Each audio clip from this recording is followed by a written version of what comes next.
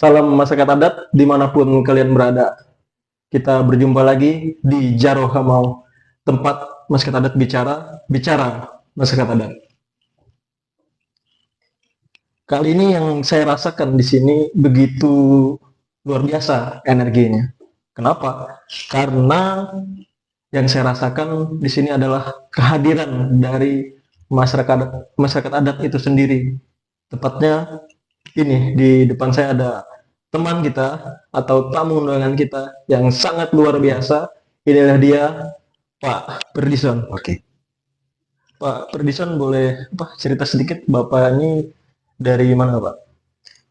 Eh, saya asalnya dari Desa Tumbang Masuki, Kecamatan Mirimanasa, yang kebetulan kita juga sebagai sekretaris MAH Himbatang Ambon Liang Bungai di situ, di Desa Tumbang Masuki.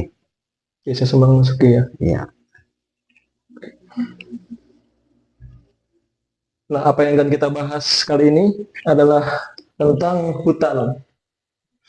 Coba saudara bayangkan atau teman-teman bayangkan di mana dulu hutan yang begitu indah, hutan yang begitu subur, di mana masyarakat adat juga di situ sangat merasakan manfaatnya, baik dari tumbuh-tumbuhan tradisional untuk obat dan untuk kehidupan sehari-hari itu tidak terlepas yang namanya hutan dan masyarakat adat saling berkesinambungan.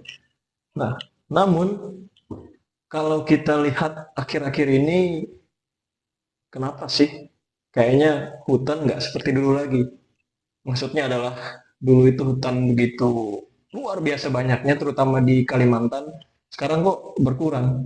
Apakah hutan atau Kalimantan itu bisa dikatakan saat ini itu masihkah paru-paru dunia atau sudah rusak paru-parunya? Nah, untuk lebih jelas dan lebih dalamnya kita akan bahas kali ini tentang hutan langsung bersama masyarakat adatnya itu sendiri, ini Pak Ferdison. Nah, Pak Ferdison untuk kesehari-hariannya nih ngapain aja, Pak? sehari-harinya eh, kita itu ya bercocok tanam, berkebun sehari-harinya di desa, eh, dan juga sambil kerja di dalam hutan. Biasanya sering ada mancing, berburu juga ada, tapi berburu itu kita sebatas untuk makanan sehari-hari. Jadi Bapak kedekatan dengan hutan itu sudah apakah dari kecil atau baru-baru ini aja, Pak? Kalau saya sendiri memang dari kecil sudah dekat dengan hutan, karena dulu saya juga kelahirannya juga di daerah Tewa, memancing, berburu itu memang di dalam hutan. Eh, itu pun untuk mencukupi kebutuhan keluarga. Sekarang ini nggak seperti dulu lagi yang semasa saya yang kecil, eh, karena adanya perubahan eh, antar pengusaha di dalam hutan. Nah, oleh sebab itu kita berusaha ingin mencegah kelestarian hutan eh, Hmm. dan lingkungannya, dan juga kami sebagai masyarakat adat Desa Tumbang Masuki sangat nyaman eh, waktu dulu, nggak seperti yang sekarang ini. Sampai saya berbicara di depan ini. Oke. Nah, kalau berbicara hutan ini, Pak, Mm-mm. terkadang banyak orang melihat hutan ini hanya sekedar deretan pohon gitu, Pak. Ya, Nah, kalau menurut Bapak sendiri untuk hutan ini, Pak, apakah punya arti secara mendalam bagi Bapak?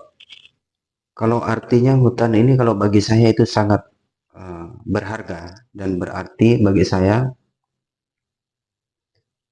eh, dan juga ekosistem yang sangat luar biasa, cuaca pun enak, itu yang kita rasakan adanya hutan. Gitu. Oke. Kan ini banyak nih masyarakat adat percaya bahwa hutan adalah ruang hidup dan Ya, juga ruang. ruh Ya, para leluhur. Nah, bagaimana Bapak ini melihat hubungan spiritual antara manusia dan hutan? Apakah yang masih hidup di masyarakat kita hari ini? nah, untuk sekitar kita, sekitar hutan, kita masih percaya adanya mistis seperti di Sungai Mesuki juga sampai sekarang itu tetap dilarang untuk penambang dan juga eh, untuk menebang pohon-pohon yang besar dan tempat-tempat sakral yang sangat apa gitu, pokoknya sangat berarti eh, untuk orang tua dulu itu masih kita percaya. Nah, itu masih ada. Seperti di Sungai Mesuki kejadiannya pun seperti kalau menambang, kerja emas di situ bisa orangnya meninggal itu kalau ambil emasnya. Nah, itu kita masih percaya sampai sekarang untuk di desa Tembang Mesuki dan sekitarnya. Nah, untuk di dalam hutan, untuk kayu-kayu yang eh, rambah besar kayak gitu kan, itu tetap dipelihara oleh masyarakat adat. Nah, sampai sekarang. Namun kebalikannya sekarang ini eh, ada penambang ingin merusak alam kita, hutan kita, gitu ya, yang secara ilegal tanpa izin. Nah, seperti yang terjadi sekarang ini, sampai saya berbicara, eh, yang ingin kita cegah itu ekosistem alam itu tetap seperti yang dulu lah, maksud kita kan. Umpama kalau bekerja pakai yang manual seperti biasa, ekosistem tetap nggak berubah. Jadi alam tetap terjaga. Itu. Oke. Kalau hutan itu bisa berbicara ya, Pak. Ya, Menurut Bapak, hutan sekarang itu mau bilang apa gitu, Pak, ke kita ini? seandainya hutan itu bisa berbicara Ya, dengan kita, dia itu sangat menyerit yang sebenarnya. Minta menjerit, tolong. minta tolong. Iya, dia minta tolong karena apa? Kerakusan yang terjadi sekarang ini di dalam hutan maupun di sungai, ikan-ikan pun juga begitu berteriak minta tolong.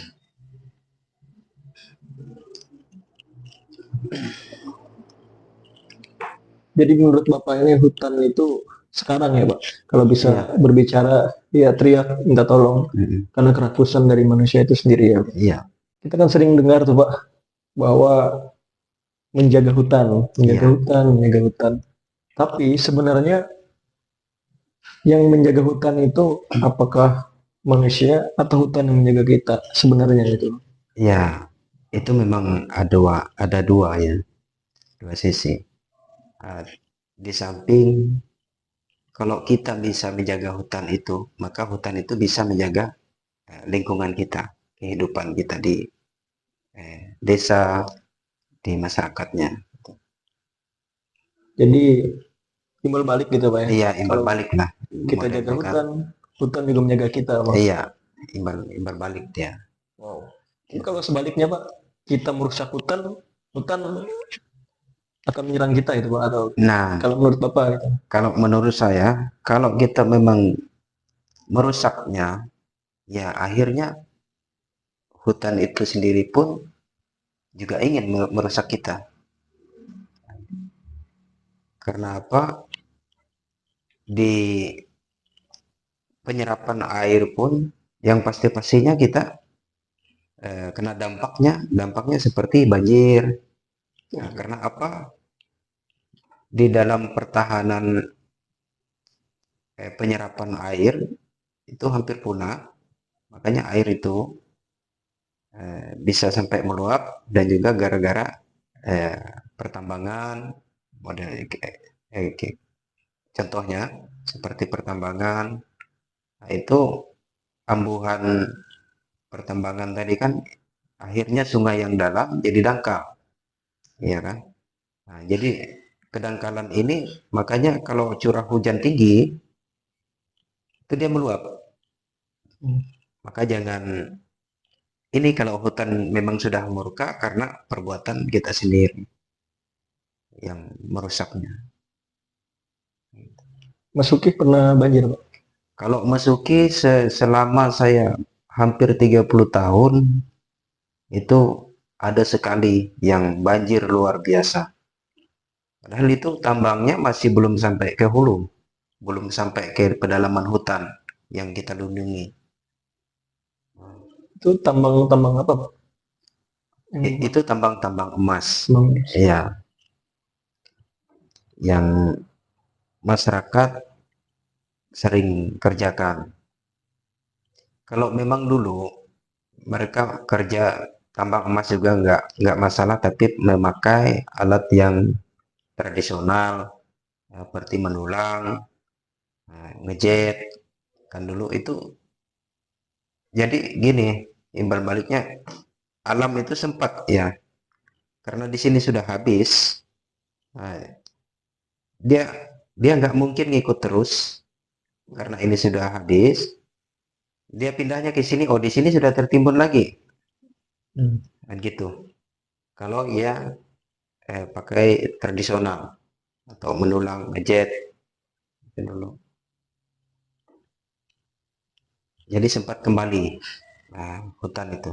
Seperti kemarin. Iya, sempat kembali. Tapi kalau memakai alat mekanis, ya yang seperti sekarang ini nggak sampai beberapa bulan yang sudah kita lihat eh, desa Tumbang Masuki itu sampai pernah tenggelam di dalam rumah saya pun sampai ke atas lutut airnya. Dulunya nggak pernah sampai di situ. Kapan itu Pak? Banjir yang sampai ke lutut itu dimasuki. Saya lupa. Saya rasa ini bulan-bulan ini kemarin aja. Oh bulan Heeh. kemarin ya. Iya, bulan-bulan kemarin aja, kalau nggak salah. Saya lupa juga menyimpan ininya. Nah, Bapak tadi kan bilang eh, hutan yang rusak ini salah satunya adalah karena kerakusan manusia. Iya. Nah, bagaimana kita ini memperbaiki hubungan antara hutan dan manusia ini, Pak? Apakah manusia itu harus insaf gitu atau mengenal kata cukup atau gimana, Pak? Nah, kalau menurut saya ya kita sadarilah, insaflah itu ya bagi yang penambang-penambang yang pakai alat mekanis, kita sadari eh, karena sekarang ini cuaca pun kita nggak menentu, eh, dan sistem alam kita pun sudah berubah. Nah, di Desa Masuki ini aku ada baca beberapa berita yang terbaru nih, Pak. Jadi sudah mulai masuk banyaknya traktor, kemudian hutan sudah mulai dibabat. Nah, ini langsung mumpung Bapak ada di sini dari masuknya jauh-jauh ke Palangkaraya ini. Boleh Iya. ceritain Pak, gimana tuh untuk kronologisnya? Ya, kalau untuk kronologis di kawasan hutan adat kita sekarang ini, eh, kita ambil hampir parah, ya, hampir parah. Memang belum terbabat habis. Ini dikarenakan alat mekanis yang masuk eh, ke hutan adat tersebut, yang merambat segala hutan, merambat segala perairan sungai untuk kerjaan tambang, tambang emas gitu. Dan untuk kronologinya lagi, itu hutan kita anggap hampir parah. Makanya kita berusaha mencegah gimana upaya pemerintah daerah bisa membantu kita dalam menangani kasus seperti ini yang kita hadapi.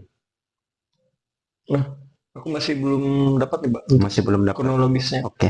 Ini awal masuknya tuh gimana Pak? Traktor-traktor ini itu kapan itu? Awal masuknya itu alat-alat berat. Kita pernah eh, awalnya kita buat hinting waktu itu ya. Oh, Kita memang di dorongan masyarakat juga dukung kita untuk buat alat berat itu tidak masuk ke wilayah hutan adat kita. Kita pasang hinting waktu itu dan sampai eh, kami masyarakat adat 3 desa itu berkumpul membuat hinting tersebut dan berupaya mencegah sehingga ada suatu kesepakatan waktu itu karena alat berat ini berambisi tetap masuk ke wilayah hutan adat tersebut. Jadi kita kumpulkan kepala desanya waktu itu kan, segala masyarakatnya, gimana caranya supaya ini kita sama-sama jalan dan hutan kita nggak terbabat habis gitu kan. Dan imbal baliknya untuk masyarakat juga ada gitu. Sampai kita membuat suatu kesepakatan di kecamatan, bahkan di pihak pengusaha kita panggil, dan pengusaha tersebut juga setuju ikut dari arahan kita. Tetapi waktu kita di lapangan, pengusaha tersebut masih mengelak dikarenakan eh, masih ada oknum masyarakat atau dari pihak desa yang masih bersikeras, seperti kepala desa yang awal-awalnya yang memberi contoh kepada si pengusaha tersebut. Jadi pengusaha ini mengikut alur. Jadi katanya pengusaha, saya nggak mau bayar dulu ini kesepakatan kalau kepala desanya nggak juga. Jadi akhirnya kesepakatan itu tidak diharapkan. Suatu keputusan waktu itu dari eh, berbagai pihak dinas terkait termasuk DAD Kabupaten Damang, Camat, Dinas Kehutanan, semua lengkap di situ. Kesepakatannya dari Desa Harowu ke atas itu memang tidak bisa digarap, kecuali dari Harowu ke bawah. Itu pun ada suatu kesepakatan kontribusinya kembali ke 3 desa waktu itu. oke. Tadi ada tentang hinting-hinting itu apa Pak yang dilakukan itu? Nah, kalau hinting itu modelnya suatu eh, sakral adat budaya kita Eh, Seperti orang dulu kalau pasang hinting itu eh, sebuah larangan, eh, dan itu untuk mencegah, seperti kalau untuk orang meninggal kalau dipasang hinting berarti arwahnya nggak bisa nyebrang di situ. Itu maksudnya. Hmm. Kalau ada pasang hinting, itu kalau orang meninggal. Itu pun yang kita pasang hinting waktu itu tuh untuk mencegah alat berat itu atau mekanis itu masuk ke wilayah adat kita. Nah, waktu itu mereka nggak ngelawan juga, tetap berhenti kan. Makanya ada suatu kesimpulan ya, rapat di kecamatan. Benar. Kalau upaya yang sudah dilakukan itu adalah Pak, misalnya dari sisi adatnya, lembaga adat. Nah, kalau sisi dari upaya adat, kita sudah berupaya ya, buat mencegah, buat melarang, untuk pengusaha tersebut sekiranya berhenti merusak di hutan adat kita. Itu kita sudah ada dapat apa waktu itu sampai ke dinas-dinas terkait. Kami juga bermohon dukungannya untuk pencegahan ini supaya hutan kita nggak terbabat habis itu. Itu berapa truk tuh yang sudah masuk ya? Yang sekarang Hmm. masuk ke hutan adat kita itu pas kami dengan dinas kehutanan kemarin dan Balai Gakum, itu ada 6 unit, ya, 6 unit ekskavator yang beraktivitas di dalam hutan adat. Nah, yang kita ingin cegah waktu itu gimana keberadaannya, adanya keamanan, Gakum gitu ya, kasih teguran si pengusaha tersebut bisa keluar dari wilayah tersebut. Namun sampai sekarang ini mereka nggak mau keluar Sampai sekarang. sampai sekarang. Oh, Dan kami juga berupaya sampai ke dinas provinsi supaya cepat menangani perambahan hutan seperti ini, penambangan ilegal seperti ini di hutan adat kami. Nah, gitu ya. Sebelum terlambat, itu maksud kami. Kalau kami bilang tuh ditindak tegas dan cepat, amankan dulu alat tersebut, gitu. harus ditindak cepat malah Ya harus sebelum terlambat. ya sebelum terlambat. Karena kalau kita terlambat, eh, nanti dampaknya yang buat masyarakat 3 desa seperti yang awal tadi saya bilang, itu seperti dampaknya air air sungai meluap dan dampak banjir. Nah, yang pastinya. Jadi itu yang menjadi apa, kekhawatiran Bapak gitu kan, sebagai Iya, perwakilan masyarakat adat komunitas Masuki. iya. Kalau apa dampak yang sudah terjadi Pak, yang sekarang terjadi, kan sudah masuk nih traktor, sudah beroperasi. Yang Bapak lihat apa dampak? Untuk dampak-dampak yang saat ini, kalau saya lihat sendiri di desa kami, setiap ada air hujan, ada hujan, itu airnya cepat. Biasanya kalau hujan 2-3 hari, itu airnya pun melambat. Ini airnya sangat cepat naik, gitu ya. Modelnya karena ini tempat penyerapan air itu sudah habis kan gitu. Bukannya habis, ada yang hilang. tempat penyerapannya. Nah, ini kan kita coba beralih ke hukum adat. Ini bagaimana nih? Untuk jalan di hukum adat itu, Pak. Misalnya saya nih, apa, sebagai orang yang punya alat misalnya, Mm-mm, masuk mm-mm. ke hutan adat. Nah, secara hukum adat sendiri bagaimana, Pak?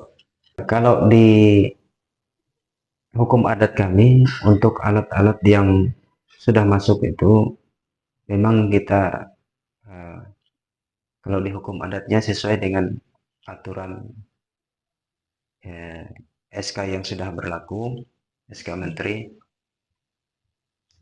kita ikutin alur pemerintah gitu ya. Karena di sisi hukum adat mereka itu Nggak mau. ya nggak mau ngikutin, Hmm. pokoknya nggak diindahkan oleh mereka, makanya kita limpahkan ke pemerintah. Nah, gitu.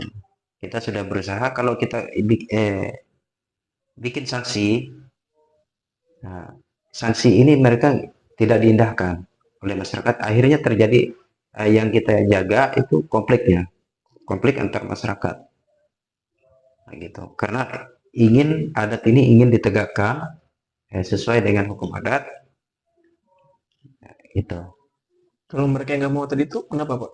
Dari yang Bapak lihat, Ya mereka itu saya nggak paham juga.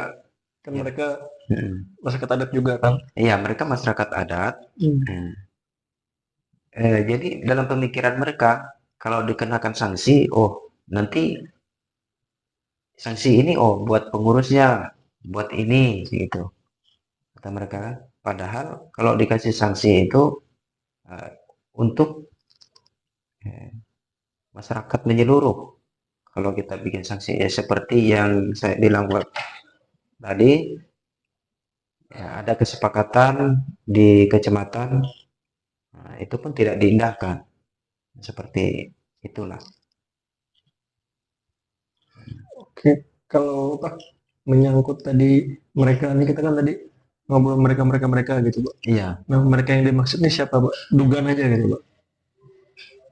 ini bukan dugaan kalau saya, Bukan dugaan. ya Oh, kalau saya sendiri sebagai pengurus sudah sampai ngecek ke lapangan, itu bukan dugaan. bukan dugaan. Ya, memang sudah terjadi. Nah, untuk perambahan hutan, oh, untuk oknum-oknumnya, Hmm. Ya. nah, itu saya nggak bisa katakan satu persatu, tapi bisa dinilai di dalamnya yang merusak. Karena sudah naik ke Balai Gakum, Dinas Provinsi, dan Kementerian Pusat. Itu sudah disampaikan. Untuk oknumnya saya nggak bisa katakan satu persatu. Tidak bisa disampaikan di sini, Pak. Ya, tidak bisa disampaikan Oke. di sini. Hmm, Berarti tunggu aja proses yang berjalan ya, Ya, Pak. tunggu proses yang sudah kita usahakan di pemerintah daerah maupun provinsi dan juga pusat. Nah, itu. Jadi dari beberapa proses tadi, harapan Bapak ini apa, Pak? Kalau harapan saya dari proses ini jangan berlarut-larut dan harus ditindak tegas dan cepat. Itulah maksud saya. Sebelum hutan ini terbabat habis. Harapan saya dengan uh, usaha upaya kami uh, yang sampai ke dinas-dinas sampai sekarang ini. Oke, jadi harapan dari Pak Ferdison ini adalah jangan ditunda-tunda lagi ya, Pak. Jangan ditunda-tunda lagi karena kalau ditunda-tunda ini sementara kita urus-urus ini yang di lapangan kerja terus. Ah ya, Nah, itu. Sedangkan dalam perharinya itu kalau alat berat yang bermain itu bermain hektar-hektarnya dia kalau sehari semalam. Nah, itu. mereka kita Ya. yang bahkan yang sudah terbabat sekarang ini main puluhan hektarnya. Wah, Nah, itulah yang maksud kita pemerintah daerah maupun provinsi dan pusat sekiranya ditindak tegas dan cepat amankan alat-alat tersebut dari dalam hutan adat gitu. oke. Nah, eh, itu tadi bincang-bincang santai kita. Seperti ada peribahasa mengatakan bahwa ada pertemuan juga ada perpisahan. Namun sepertinya kita nggak akan berpisah di sini kan, Pak? Iya, Pasti kita akan masih bertemu lagi. masih bertemu lagi. Karena memang proses apa ini masih berlangsung. Iya, Tadi aja Bapak mencoba untuk melakukan pelaporan ya, Pak? iya. Untuk tadi kami sudah mencoba untuk laporan ke DPRD, ke DAD, sampai ke Kementerian Pusat. Itu upaya kami eh, mencegah hutan tersebut sekiranya tidak terbabat habis. Karena di situ yang membuat hutan adat itu sendiri masyarakat semua bersama waktu itu, bukan sendiri, bukan pengurusnya aja yang membuat waktu itu kesepakatan bahwa ini diletakkan jadi hutan adat.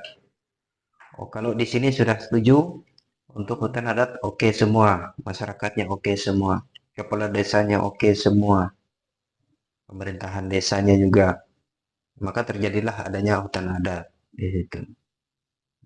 Namun sekarang itu bukan dijaga lagi, bahkan ini mau dirambat habis. Karena ambisi dengan pertambangan, ambisi dengan hasil-hasil yang menjanjikan, gitu ya. Oke, terima kasih banyak Pak Ferdison sudah Oke, mampir, sudah menyampaikan banyak hal, poin-poin penting langsung memang dari lapangan, yakni di Desa Masuki Balah, iya, Gunung Mas, iya, Kalimantan Tengah. oke, Nah, penting sekali untuk kita memang menyadari teman-teman pendengar podcast Jaro Hamau ini bahwa hutan itu adalah orang tua, hutan itu adalah ibu, hutan itu adalah ayah. iya, Maka kalau hutan itu hancur, maka tentu itu bisa membuat manusia itu kehilangan dirinya sendiri. Mengapa? Karena seperti yang Bapak Perdison tadi sampaikan, bahwa yang merusak hutan itu salah satunya adalah manusia itu sendiri. Karena kerakusan manusia itu sendiri. Maka sebagai manusia yang harus kita sadari adalah mengenal kata cukup. Maka dengan kata cukup, kita akhiri juga podcast kita kali ini. Ditunggu di episode-episode selanjutnya. Dan bagi teman-teman pendengar setia yang sudah mendengarkan sampai ke menit ini, bagi ada yang ingin disampaikan, saran, komentar, dan lain-lain, atau masukan untuk podcast selanjutnya, boleh disampaikan di kolom komentar. Dan jangan lupa juga untuk follow juga di akun media sosial Aman Kalteng. Itu ada Instagramnya, TikToknya, juga YouTube-nya, dan terakhir ada Facebook. Namanya adalah Aman Kalteng. Itu dia. Akhir kata, sampai jumpa. Saya Yumero, host Jaro Hamau. Masyarakat adat bersuara, masyarakat adat bicara, bicara masyarakat adat. Salam masyarakat adat, dimanapun kalian berada. Ya Pak.